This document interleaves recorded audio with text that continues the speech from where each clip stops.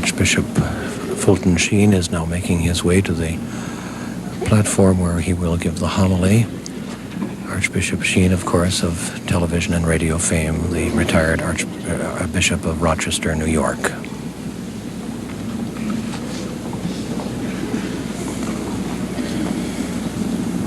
Your Eminences, Your Excellencies, brother priests, devout religious, and all beloved in Christ.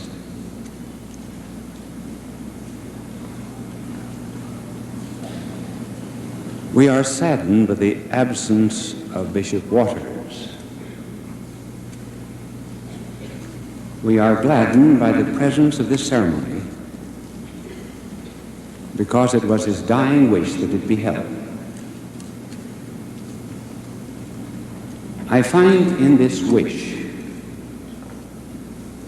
a very faithful proof of the life of our blessed Lord.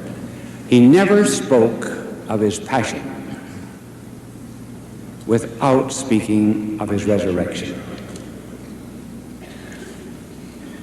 And the bishop did not speak of his death without speaking of the joy of this occasion. I believe that we can sometimes foretell in an eminent way the eternal destiny of some people by the days in which they are born, the days in which they die.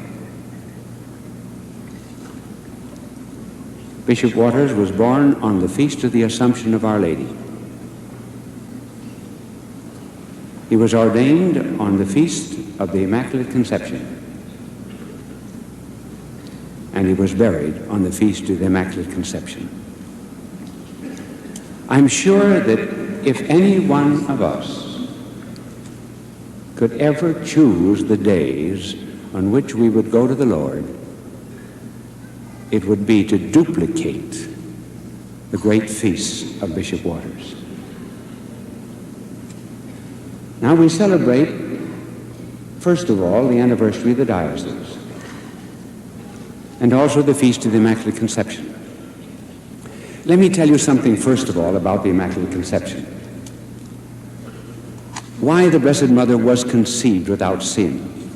Just imagine that there was a river here, a polluted river,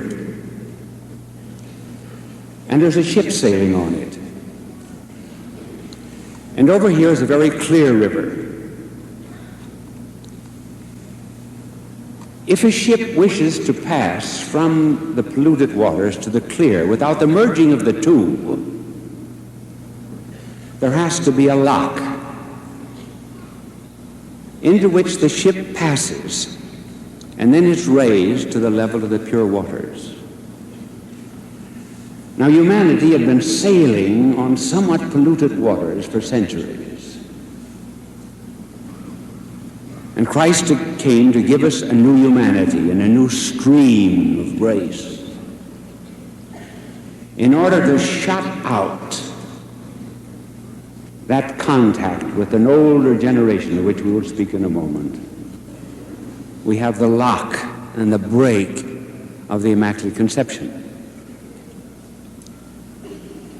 Let me speak then, first of all, of the Church from an historical point of view, and then about it from a spiritual point of view. First of all, from an historical point of view, because I know some of you are troubled about what has happened these last 15 or 20 years to the Church.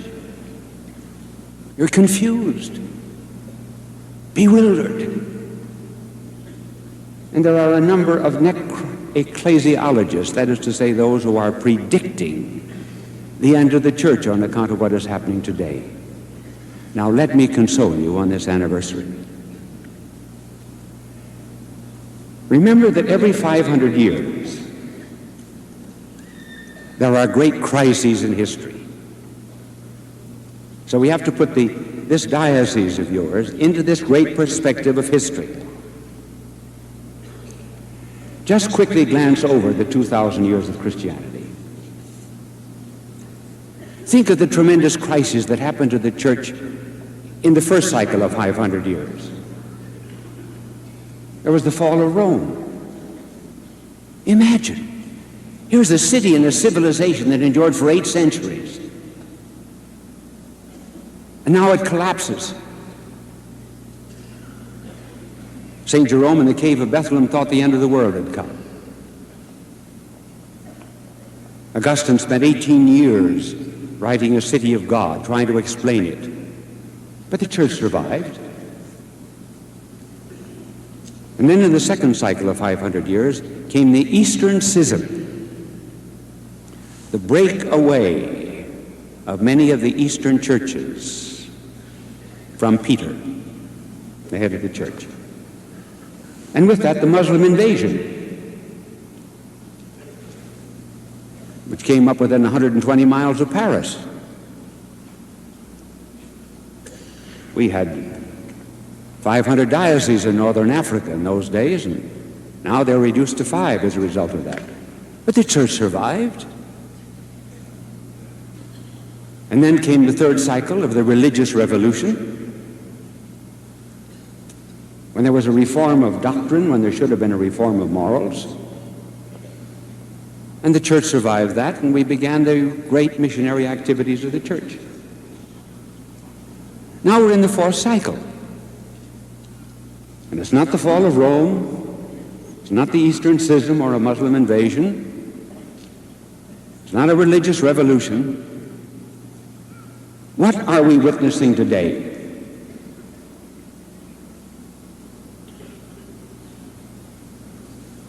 We are at the end of Christendom.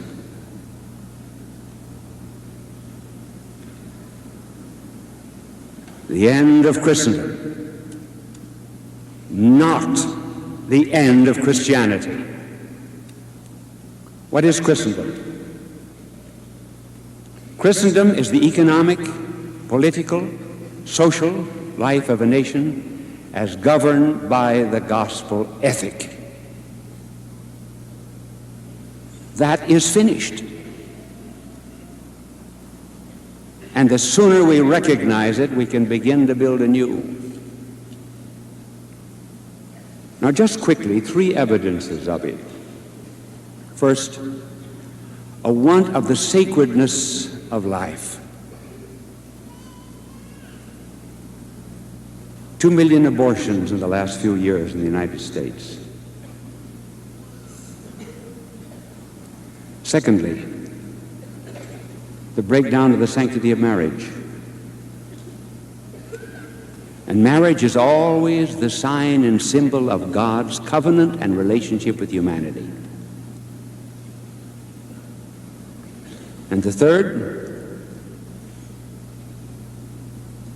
is the belief that God is dead and that man must build his own world. Now, given this fact, and I am profoundly convinced of it, let me give you 3 observations about it. First, the church lives through all of these changes, and the church is not a continuing thing.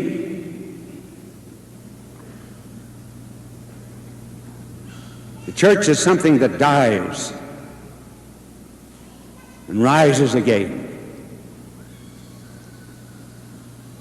The law of the church is the law of our blessed Lord. Unless there's a Good Friday, there will not be an Easter Sunday. Unless there is the crown of thorns, there will never be the halo of light. The church is always coming out of a tomb. And the church will come out of this.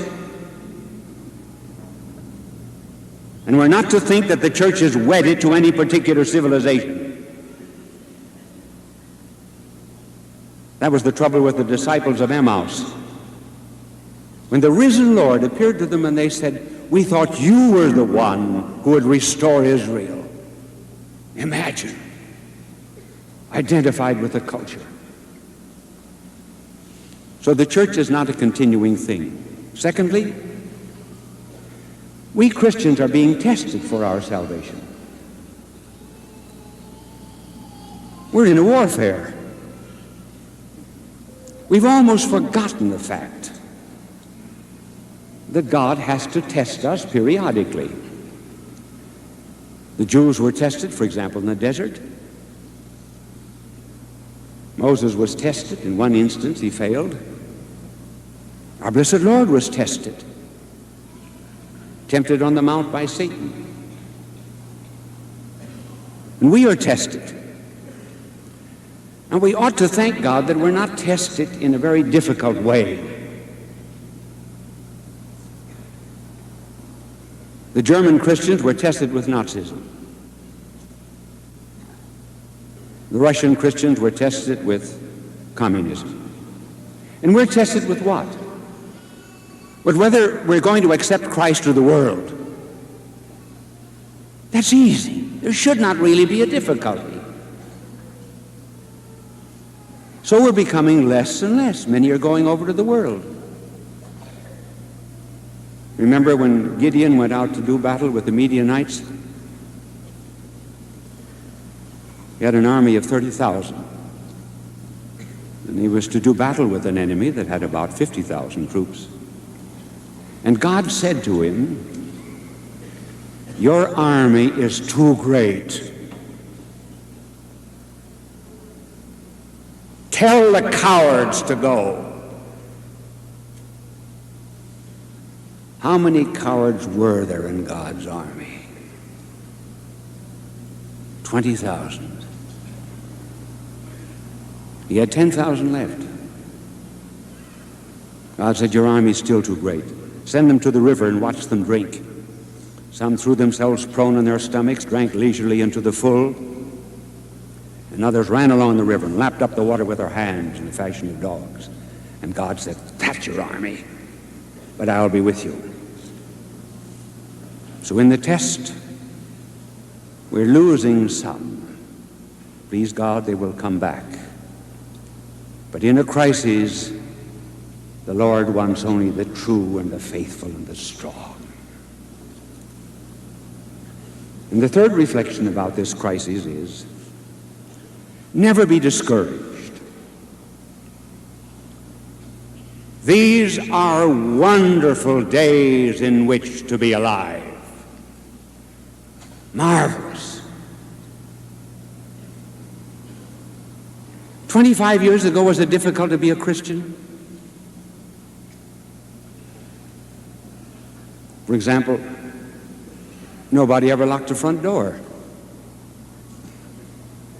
A bicycle would be safe on a lawn for months. All that has changed. But today we're being tested. And so we have to stand up and be counted for the Lord.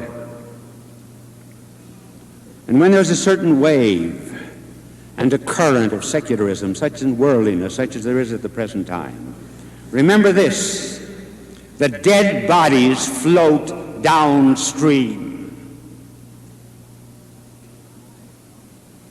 It takes a live body to resist the current.